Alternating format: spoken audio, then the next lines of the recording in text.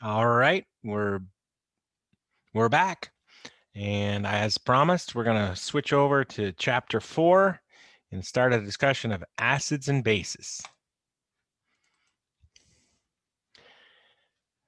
So, we're going to use words like Lewis acid and Lewis base, and then we're going to talk more about Bronsted acids and Bronsted bases this chapter than Lewis acids and Lewis bases.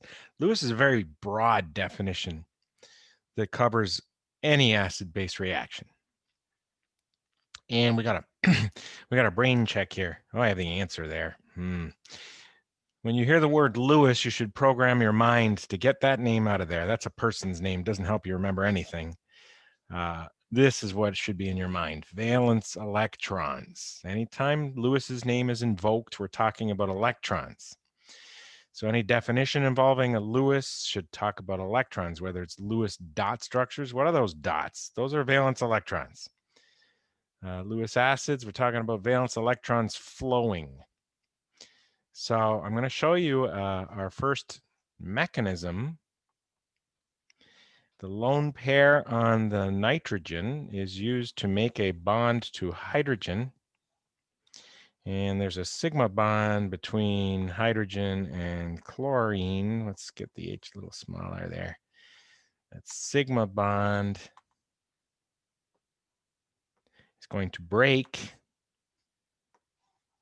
and become what? What's that arrow say?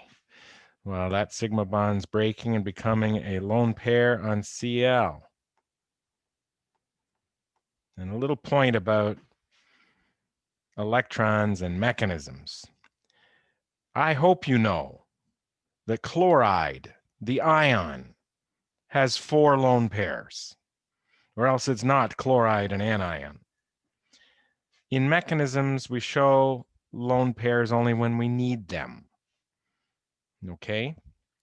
So I don't need to see the original 3 lone pairs that were around chlorine here, and I don't need to see the same 3 again here.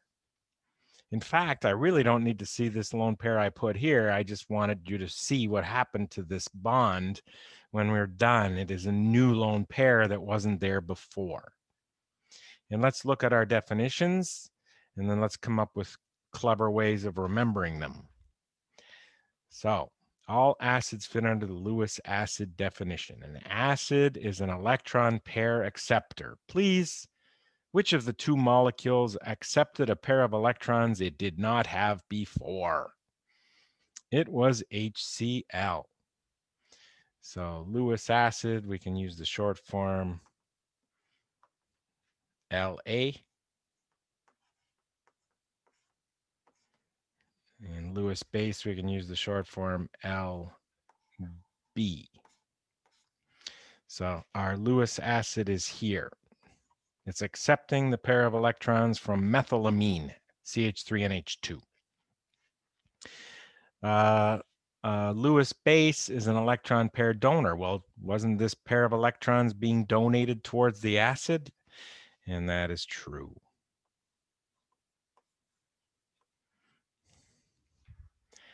Now, if we wanted to go backwards, which we could go backwards.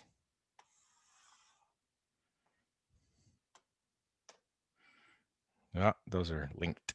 That's okay. We'll get past it.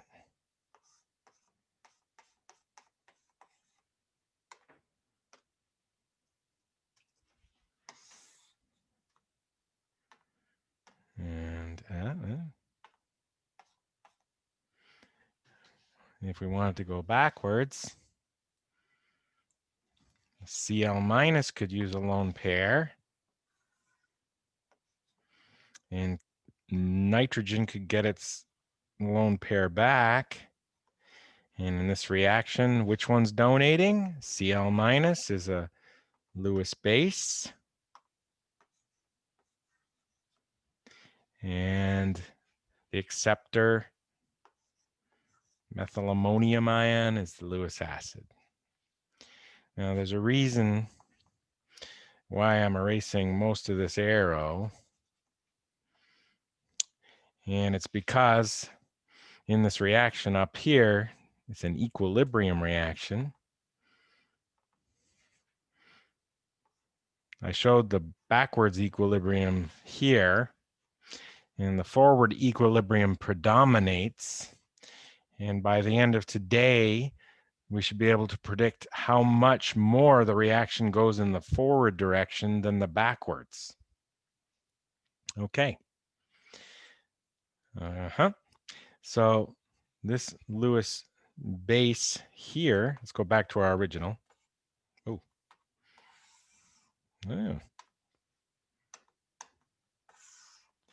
My pen is dead. Oh, do not like that sign.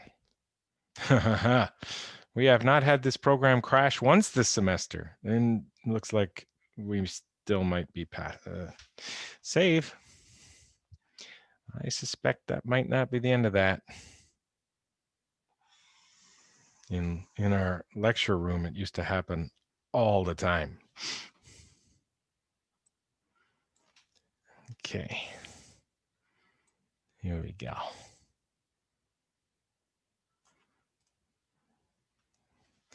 So just a summary down here of everything that's the top two reactions. We've got, this is related to the first one. They are related in the fact that they're different by only one small thing. We call them a conjugate pair.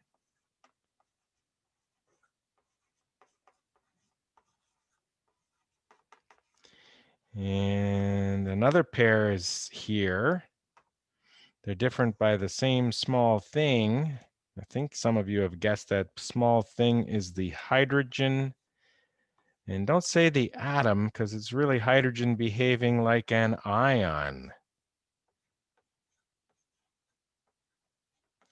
And this introduces our concept of protons.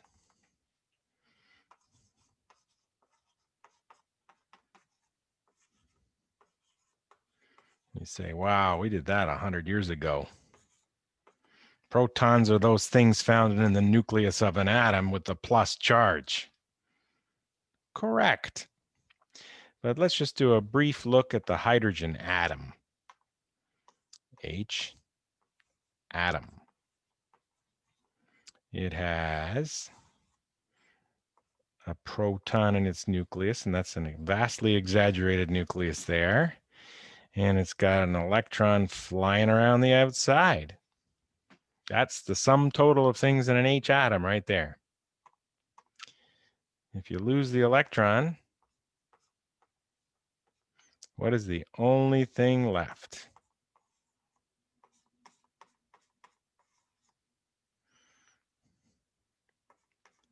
You guessed it. A hydrogen ion is called a proton.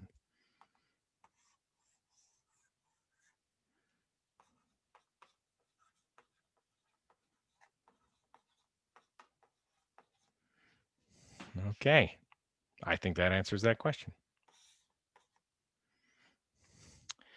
So we have proton donors. Don't talk to me about electrons here. These are protons. In this reaction, which species is giving up a proton? Do not look at the red arrows. That is the kiss of death. The red arrows are about electrons, right? Look at the changes in the formula. There's a new H here. It didn't have that H. Where did it get that H from? From HCl. HCl must have donated the proton. HCl is called a Bronsted acid. And then we have proton acceptors. I'm going to edit this down. Bigger eraser. Bronsted base is a proton acceptor. Bronsted base. Maybe we can use BA here and BB here.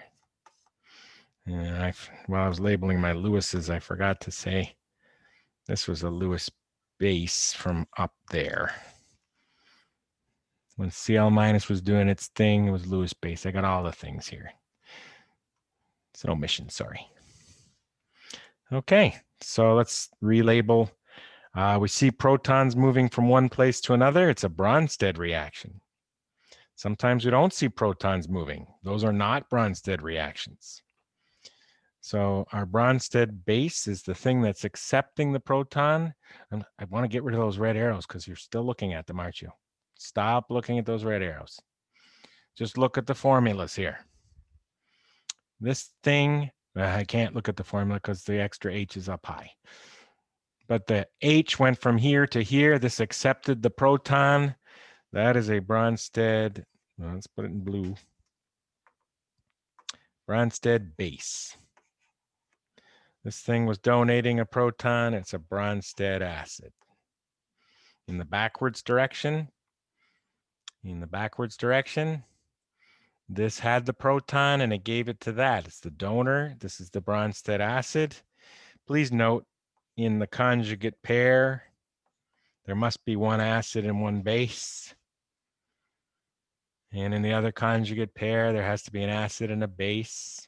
This thing going backwards is accepting the proton from methyl ammonium ion. It's the Bronsted base.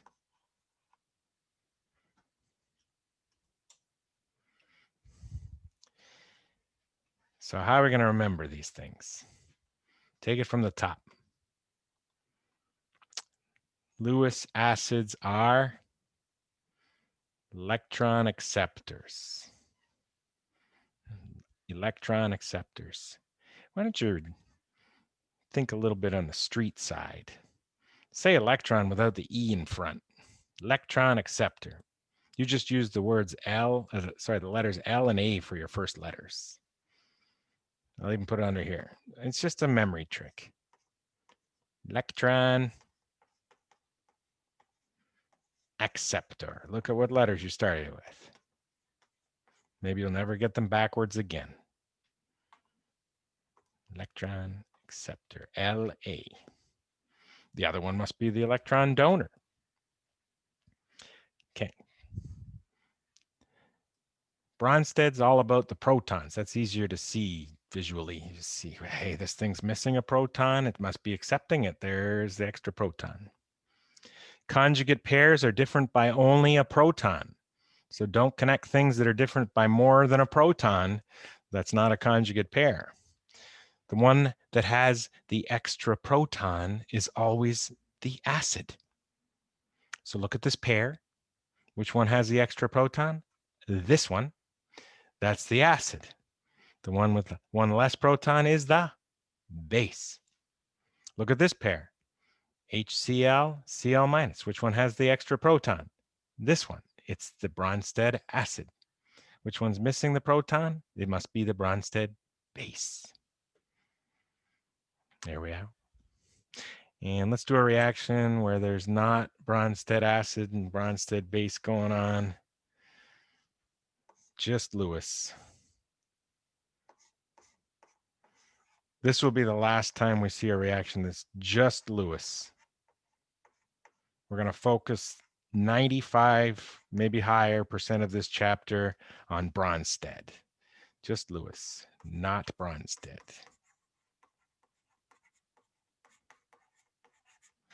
Here I have hydroxide, and it's going to attack a powerful Lewis acid, BF3. This is a very dangerous reaction.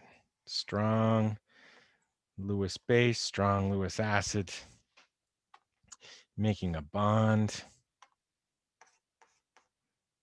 HO now has a bond to B.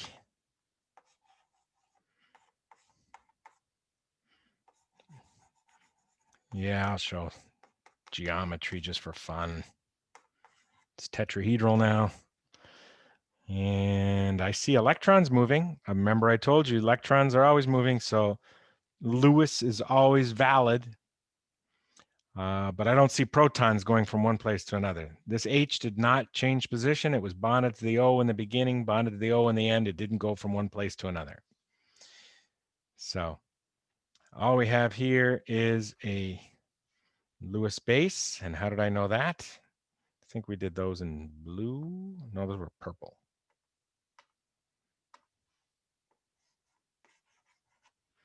And a Lewis acid.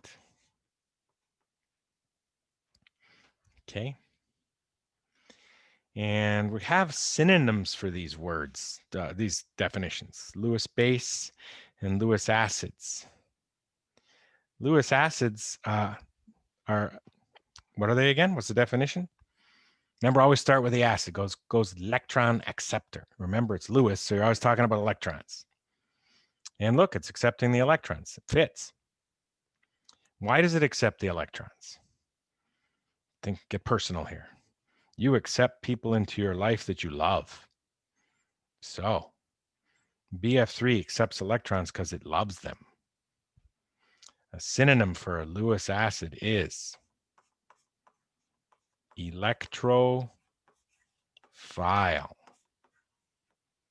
That's a synonym. These always go together. Now, what about the Lewis base?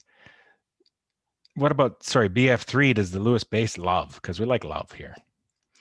Well, the boron with 3 bonds to fluorine,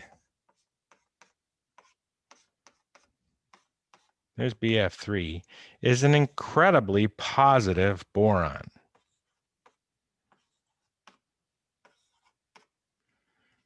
Okay, and electrons only love one thing in the world, positive. Where does one find positive? What part of an atom has the positive? It's the nucleus. So the synonym for Lewis base is nucleophile.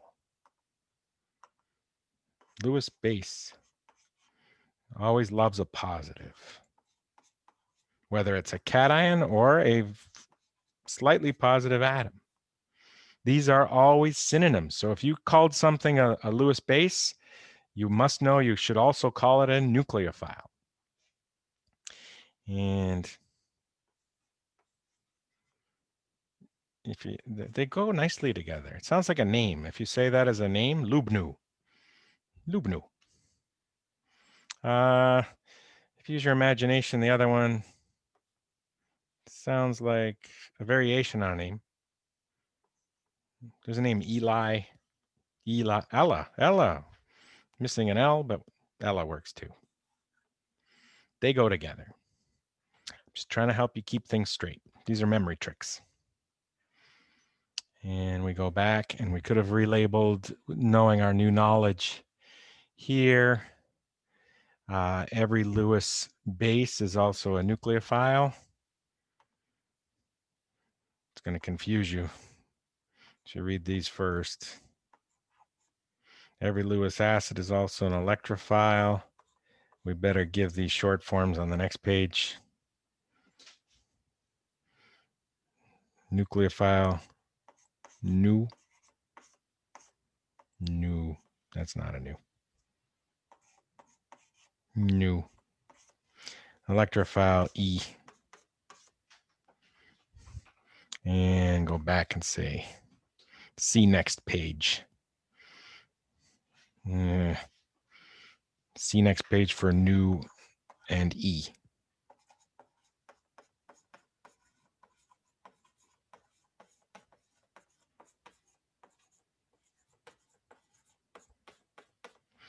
And Lewis acid is also always Ela, electrophile. Lewis base is always nucleophile, Lubnu. And there we have new words for a lot of things, new concepts. We're going to focus the rest of today. I don't want to do a 40-minute segment, though. So we're going to go a little bit ahead and try putting more things together here. So the rest of the day, strictly talking Bronsted.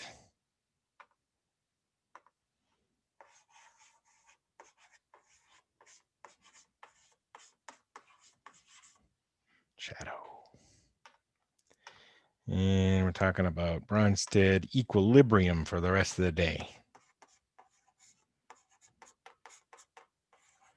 And what's the plural for equilibrium? Equilibria.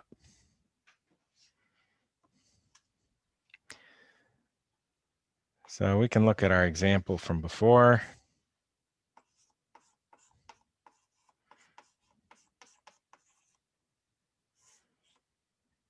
Where that reacted with HCl.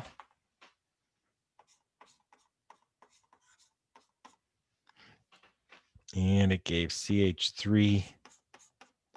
I'll condense it down. You know, one of those H's is blue.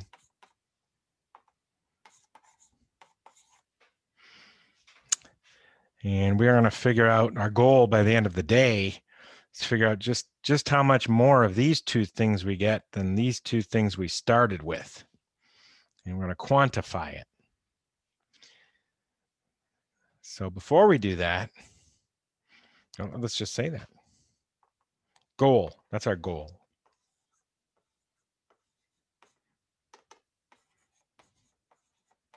And I want to know the ratio of the molarity. This is an unfortunate time for us to be using these square brackets since we use the square brackets for a different thing and with optical rotation. But we're back to the square brackets being molarity from your 141 days or your Chem 1 days. And HCl is hiding over there. And CH3 and H2. I want to know the ratio of the molarities of the products. And that's a question mark. And it is called, and I know some of you haven't done equilibria yet. It's the equilibrium constant. Yes, you can blame our European friends and other countries where they use the letter K instead of a C. And it's important to be able to predict the position of equilibria. And to do so, we use equilibrium constants. And every acid-base reaction of the Bronsted variety has an equilibrium constant.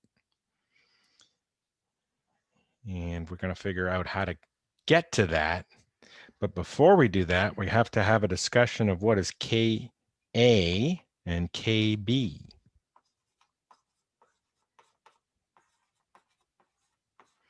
Ka and Kb.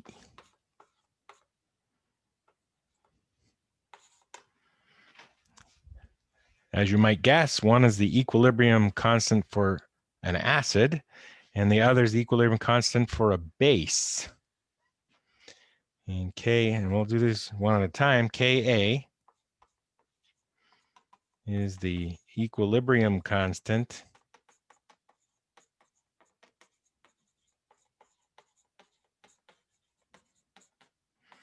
for an blank reacting with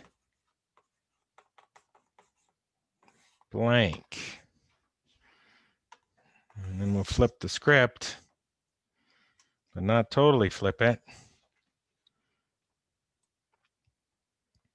And Kb,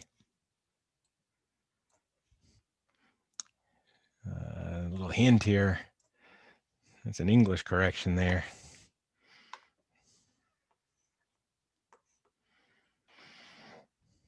So you might know that A stands for acid, but you don't know, or some of you do know, reacting with a very specific molecule that plays the role of both the base reacting with the acid and the solvent, and it is water in both reactions. How can water be in both reactions? Water has the ability to react with acids, in which case water is a base.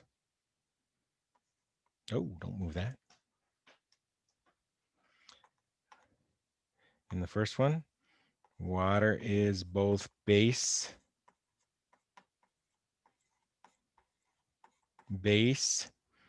and solvent.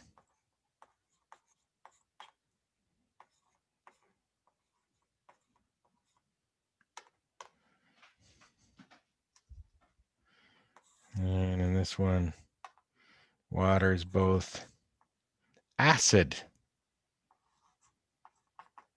and solvent. Acids react with bases.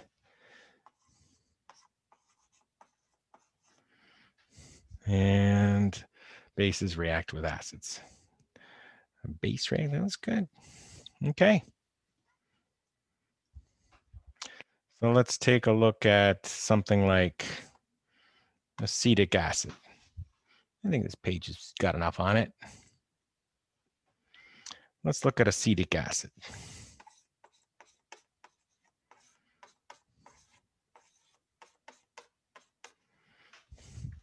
going to react with water, but not very much. That's good. You wouldn't want to denature your tongue by reacting with a strong acid every time you put vinegar on your food. Acetic acid's in vinegar, and it's a weak acid. And it loses a proton to water and becomes acetate.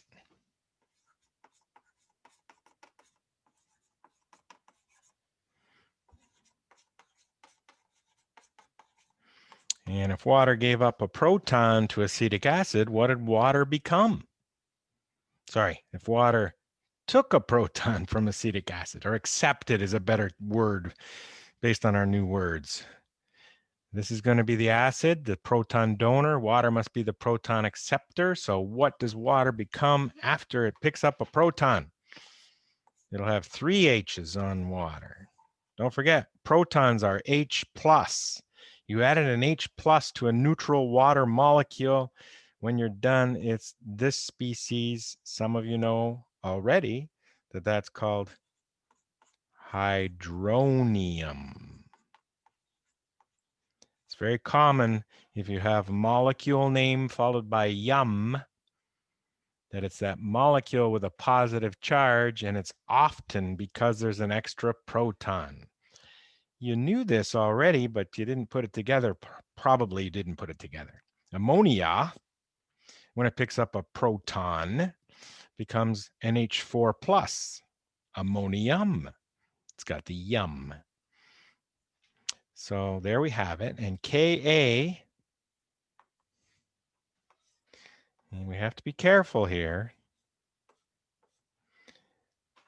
It's always the concentrations of the products over the concentrations of the reactants for equilibrium constants.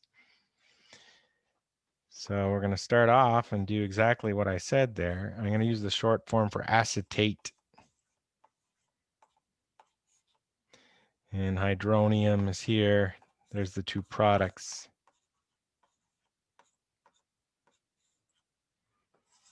And this is going to be over acetic acid, and there will not be water here. I will discuss why in a second.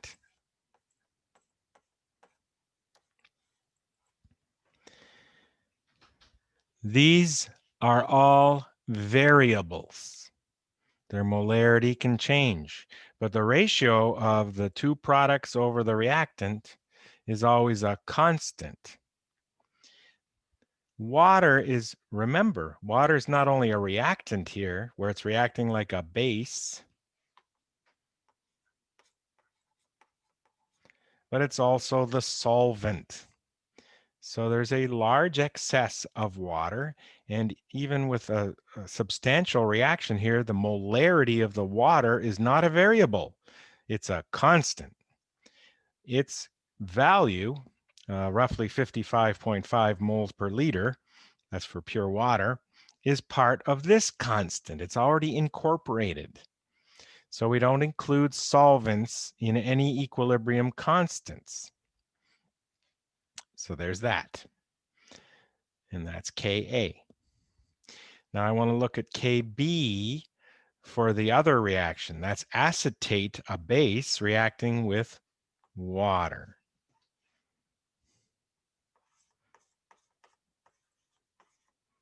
Remember, it's equilibrium, back and forth. And acetate, instead of hydronium, we can think of it as reacting with water. So if I started with acetate, it's not a strong base either. So largely unreacted. And you get acetic acid. It's not the opposite of the reaction above, is it? The role of the molecules are the opposite, but the water's playing a different role here. Water's the acid. And we're studying Kb for acetate as a base. And we need the other product. Before we do the other product, remember, what is a Bronsted acid? Is it a proton donor or a proton acceptor? There's your two choices. As soon as I said Bronsted, word proton was in your brain, right? Well, acids, I think of my acid, the one acid that I want to remember forever is the one everybody knows, HCl. Does it give up protons or does it accept protons? It gives up a proton. So any Bronsted acid gives up a proton. What happens to H2O after it gives up a proton? Remember, proton, H plus. You took away H plus from water. What do you got left? HO minus, in black.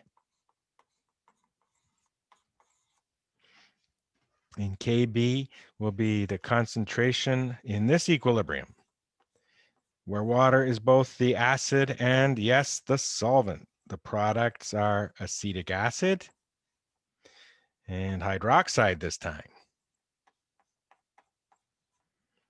over acetate.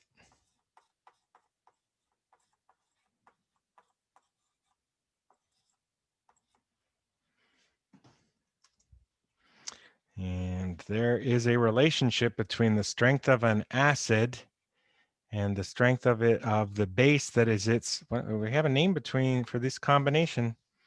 These two species are a conjugate pair. What I'm about to say is only relevant for conjugate pairs. All right, I want my math wizards to just multiply Ka times Kb. I wonder how lucky I'm going to be with my grabbing stuff. We'll try. Let's see, I'm going to take this one. Yeah, hi. Yes. Yeah, sorry to interrupt, but It's okay. For Kb, the first one in the numerator, isn't there supposed to be an extra H? You are correct. I did not write it down. I said the word acetic acid and I forgot to give it its proton. Thanks for catching that before we published. Need good editors out there. Thank you so much. Okay, I think I'm going to bite the bullet though and copy paste. I'll see what extra I get here. Oh, I think I just got lucky. You're my lucky charm with that question. So I'm just grabbing that and hopefully I'm lucky enough to grab just this. Okay, did it give me the H this time? It did. There's going to be some canceling here, huh? There's a time sign. Canceling in blue. We have acetate here, acetate there. Canceling here. We have acetic acid here, canceling acetic acid. All right.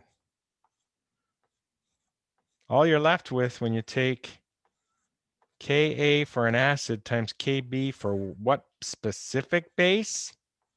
The conjugate base. You get this. And some of you know this, but some of you don't. It's called Kw. And its value is constant for any solution with water as the solvent.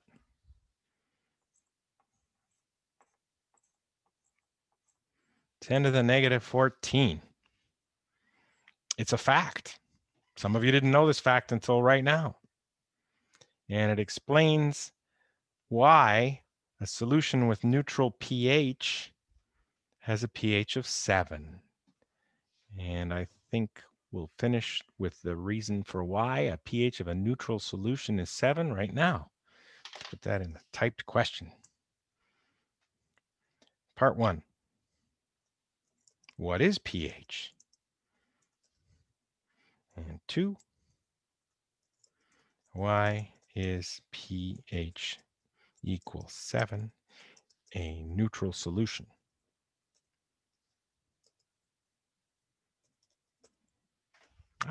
Ice cream truck. Late in the season.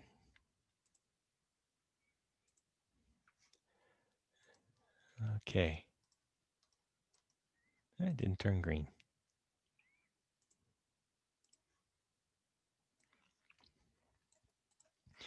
In the next segment, we're going to focus a lot on P in front of stuff. P of X is the negative log, that's logarithm, it's math, of X. So pH equals the negative log of hydrogen ion, but in water, hydrogen ion is attached to water. So it's the same as saying negative log of hydronium. So that's the only definition of pH. Negative log of hydrogen ion, but hydrogen ion in reality is tied up with water as hydronium ion. So I guess that answers question 1. And 2, there's only one definition of neutral.